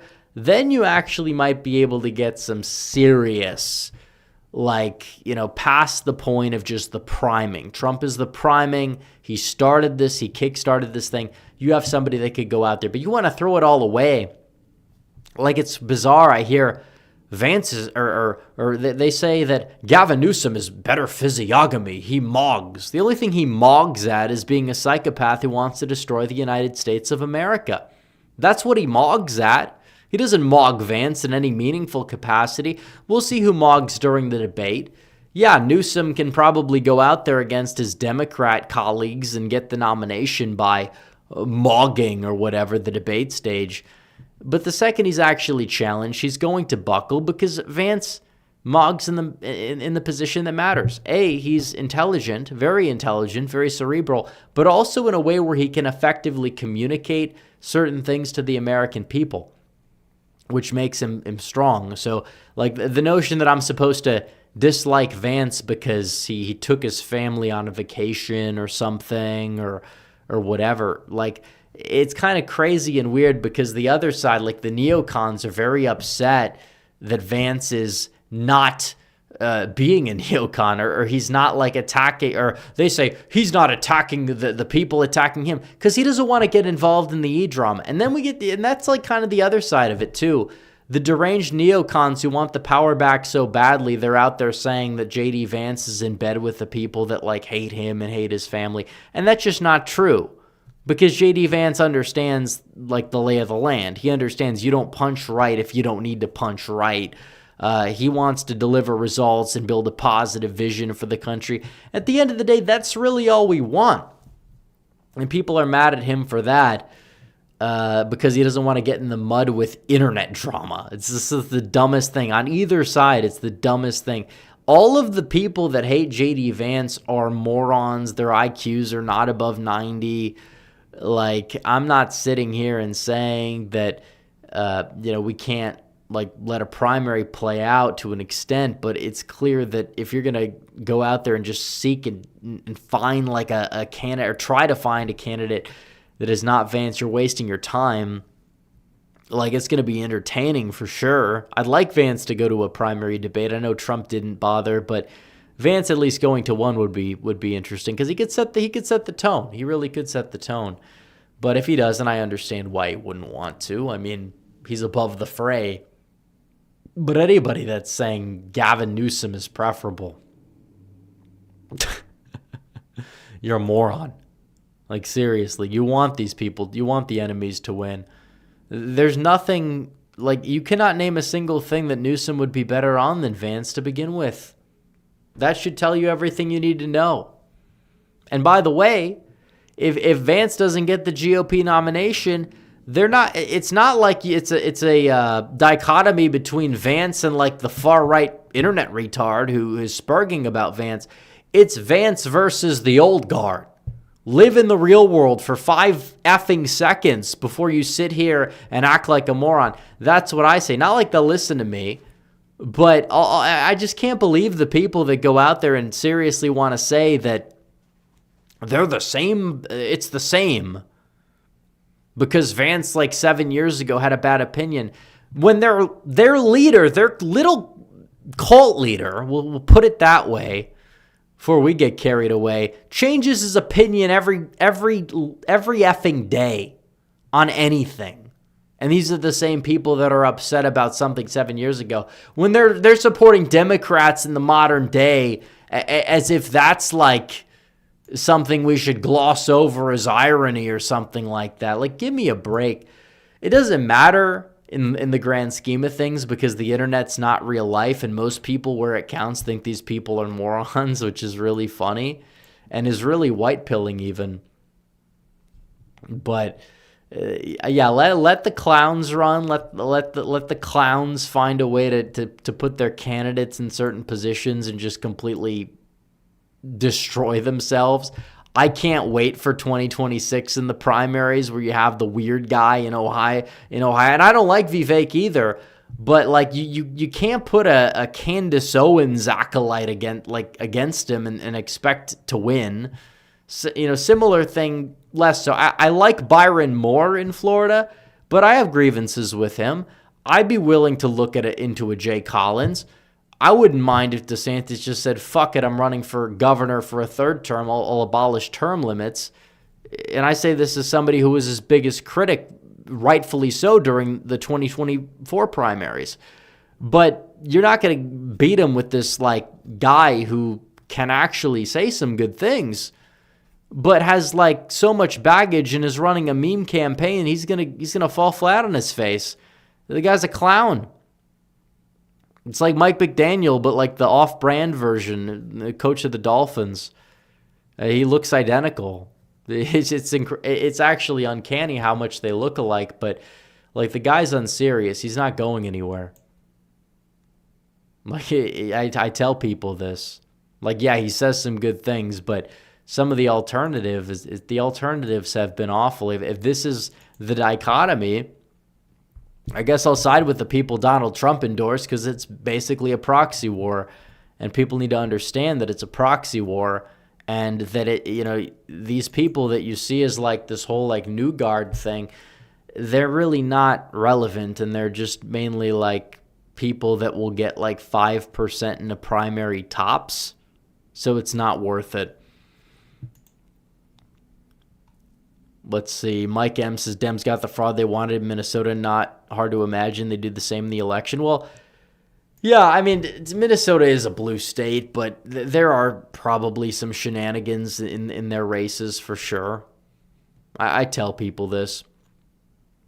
Giblet6371 says everyone's addicted to tabloids and sensate. Yeah, there has to be some deference. That doesn't mean there can't be criticism. But show deference to the guy that like saved the country twice electorally. Show deference to an administration that actually has made the efforts to make serious changes, at least just a little bit.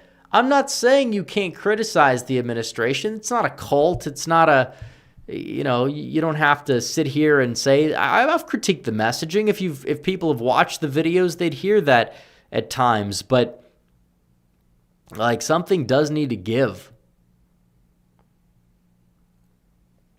Trump's not an enemy because he talks to foreign leaders, And the groundwork for a lot of these deportations has been already set and enacted. If a year from now we're not seeing an uptick, then we can have a conversation. But we're not there yet. 1 year, and it's been a damn good year with a lot of accomplishments. More accomplishments, arguably, than the first term. Rob Roberts, 5244 for 5, says the morons on Twitter keep pushing for DeSantis. Well, he's not going to win the nomination. A lot of his establishment backers are kind of slowly getting behind Ted Cruz, which is going to be even funnier. It's not going anywhere. We talked about this in the last video. Sven Olsen says, what do you think of Anna Paulina Luna for governor? She's in Congress. She's not going to go for governor. American Nerd 76 has thoughts on Corey Mills. He's better than initially expected in Congress, but he might have some scandals behind the scenes, and that could actually impact, from what I've heard, maybe even Byron Donalds, which is not a positive development. So, we'll see what happens. We'll see who jumps in. If Jay Collins jumps in, he could give Byron a run for his money. We'll decide then. But if it's going to be like a Byron walkaway with the nomination, I'm not going to sit here and try to counter-signal the president's endorsement. But if there's a legitimate chance of an outsider winning that race or an outside candidate, then yeah, we'll look into that for sure. We're not going to close the door on that. 2 more super chats. Let's hit our goal. Guys, we got 14 minutes. It takes 2 super chats, 5 and above to hit it. We already kind of did the goal thing. We'll look at the regular chat as well. So, American Nerd 76, although that won't help us hit our goal, appreciate the super chat. Who might replace Byron Donalds in Congress? Depends who runs. That primary is a total shit show. You got everybody in the world running. Half of the people are from Illinois. The other half are from outside of Florida and other places. Probably, it could be Madison Cawthorn. I met the guy for the first time at AmFest, and he's definitely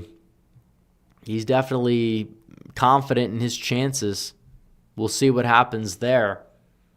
I don't think that being like a carpetbagger or whatever matters as much in Florida, because half the state basically has carpetbagged to Florida over the past 20 years. So I'm not going to hold that against people.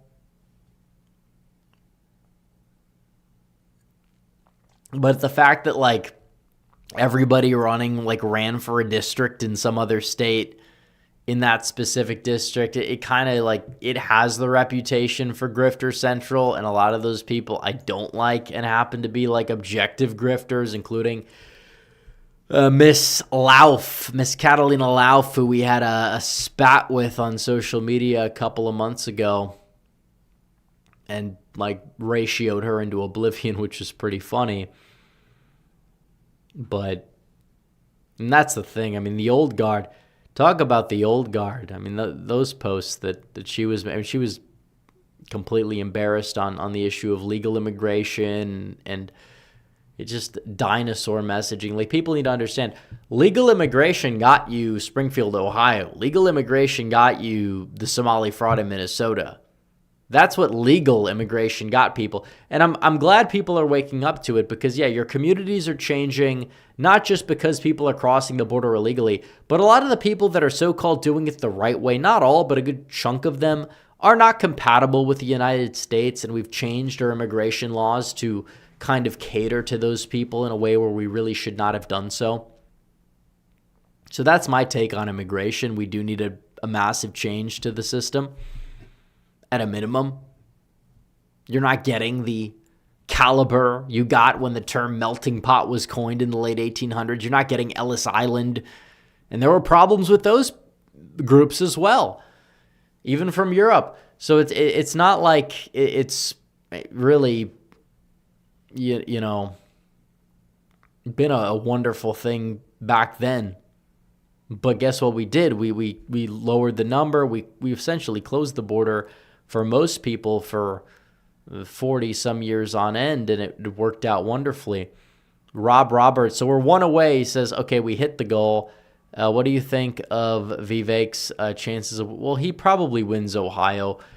I don't think he's going to lose, but I don't think he's a strong candidate. The guy's been out there. He's talking about a school day that, he says everybody has to go to school every day for 12 hours every day of the year. I don't think that's going to play out too well. So it's that, Democrats are trying to leverage the insults against the white Americans thing that he had, the Christmas crash out. Amy Acton's now using it against him. I don't think it's going to work out being a Democrat using it against him, but I don't think he's been a strong candidate at all. I mean, Trump basically didn't want him in his administration. Trump knew he was, just not, he's a very slippery guy.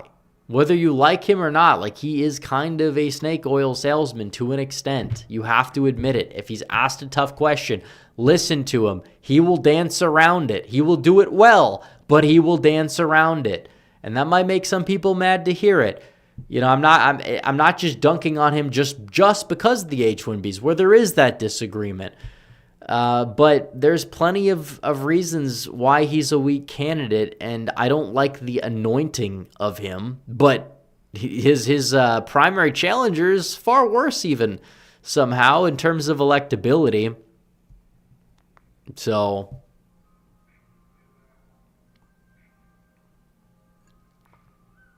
let's see. Ash K for 5 says, thanks to Miller, GOP Hispanic Coalition collapsed since Trump is in files. People like Osmond Gold turn on him and young men are shifted. This guy's been around for a year and a half. He posts the most doomer-esque thing he can. I don't know if he's doing it to see if I could refute it, which I can and I will. But Trump is not in the Epstein files from what we've seen in any meaningful capacity. So as for Osmond Gold didn't even vote for Trump in 2024. Nor is there any evidence of young men shifting left. But what they're trying to do is disaffect young men so they don't vote. And then they'll claim, they're shifting left.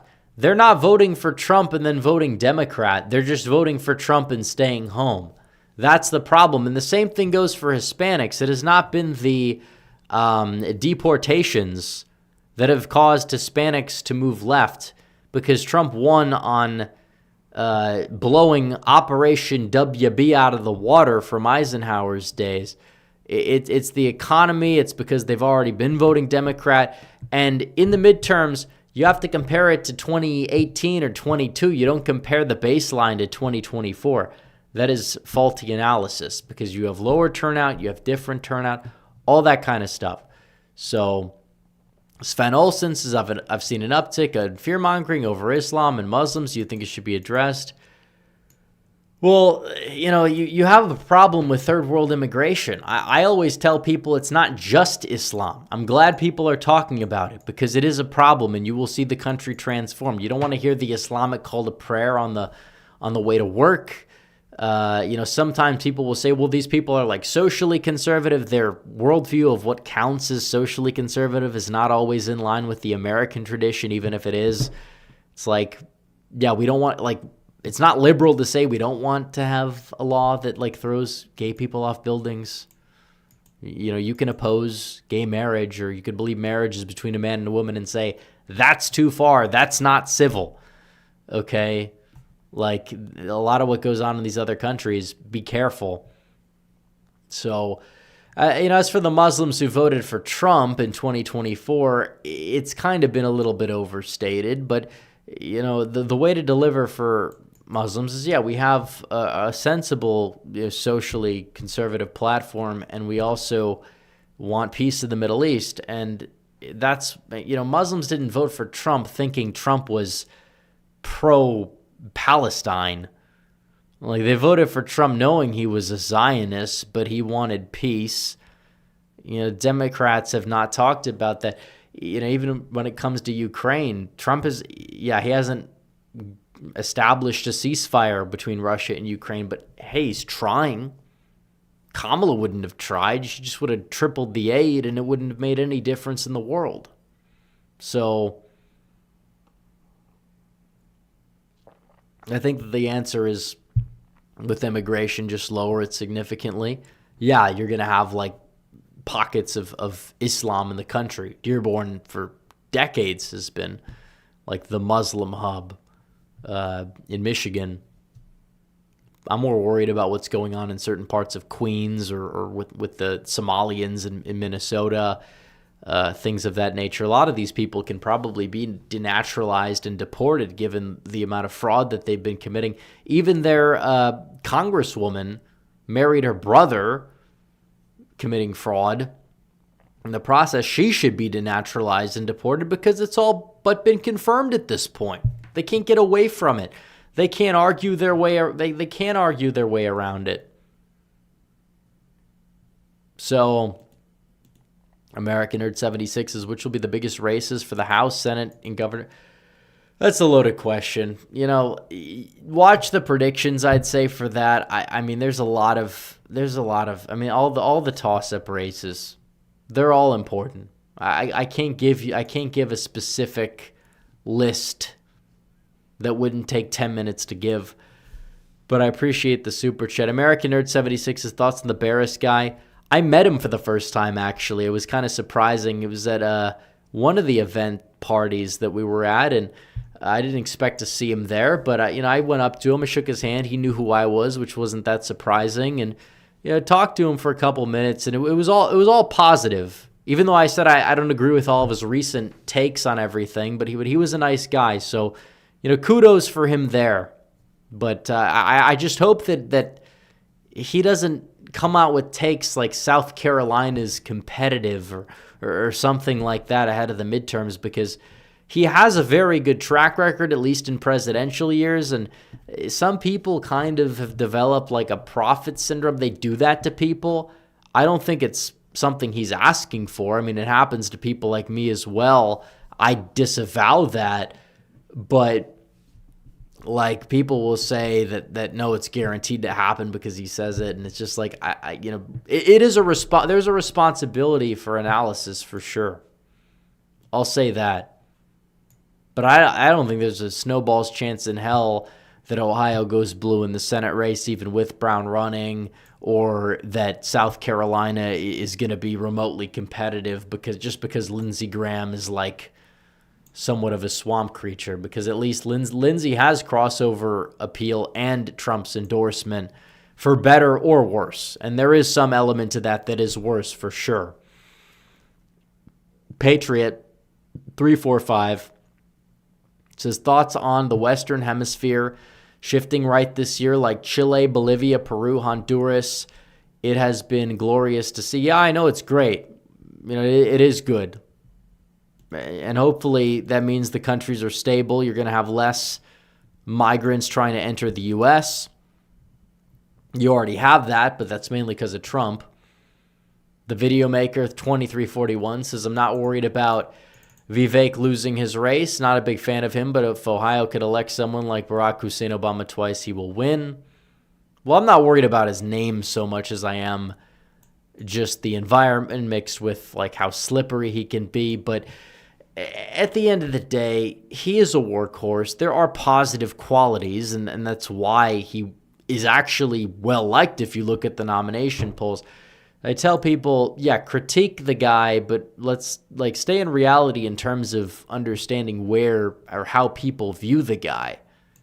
Because where the average electorate is not, certain corners of X. And I'm not saying the takes are wrong. I think that there's things that Vivek has said and things he stated that I don't like. I think the guy is very overhyped by some of his fanboys. I always have, even if I've agreed with some of the things he says. But what can you do? Sven Olsen says, what boggles my mind is women actually support the rule. Well, that's not really, I think, the most effective argument against it. But Giblet 6371 for 5 says people move the goalposts when it comes to Trump and Israel. Yeah, exactly. Trump lowered foreign aid to Israel with the ceasefire, lowered the impact of AIPAC, did everything these people would have wanted him to do. But they're going to bitch, whine, and moan because it's not perfect, or he doesn't virtue signal, or because, he's nice to Netanyahu, who's like a foreign leader or whatever. He's not owned by anybody, first of all. The notion Trump is owned by any country is kind of insulting. Second of all, Trump, there's a mutual respect thing going on. They try to butter him up. Trump tries to butter Netanyahu up. It's how it works. And like, by the way, is the guy even all that bad? Like, usually when people try to critique him, it's always from this like liberal coded lens of, oh, Netanyahu bad because most civilians or whatever, which we don't like casualties in war, but that's exactly what it is, casualties in war. And you have a grifter class that's working overtime to amplify it 24/7. And then if you say anything about it, oh no, you happen to be an Israel shiller, whatever. I just don't care about the label. If they want to say that, they can say it. They could say $7,000, seven whatever. It's kind of a cell phone, but it's not true. But if they want to pay me $7,000 to say valid things that I think are true, I'll say it. I'm not owned by anybody. I piss off every side. We've talked about certain elements of like, Zionist X and how certain people on there are also counterproductive as well, regarding like the whole Vance stuff and a lot of other things. So we're all grounded in reality here. But yeah, I mean, domestic issues matter. He is focusing on them, but it's like he does something, they ignore it, they downplay it. Like, you have an industry, and these people were the proto-panicans in 2024. Many of them were either telling people not to vote for Trump, or they voted reluctantly but still bashed him the entire time, and now they're bashing him the entire time during his presidency, telling people not to vote in the midterms. They come from all sides. To the DeSimps credit, I think a lot of them have either just like shut up or fall in line, which is good, but doesn't mean we should trust those people. But like, they're being less counterproductive now than some of these other people, like the MTGs of the world. I mean, my God, what has she done lately? I mean, Trump I think was right to take out the trash in that department, because all she would do is, I mean, she's trying to do these weird gymnastics where she's liked by both The View and the fringes of the right on the internet. I don't know how you pull that off. I guess, to be fair, it's impressive, but I don't know. All right, we'll look at the chat. Someone says, I'm an idiot because Vivek is talking about getting rid of property taxes. And, well, the property tax thing I have mixed feelings on, to be fair, because is it viable, for one? How is the state going to get the revenue? Like, there has to be an avenue for revenue there in one way or another, for one. For two, it's mainly going to be a tax break for boomers more so than the people trying to buy homes, while the housing prices might see an uptick. So I don't know.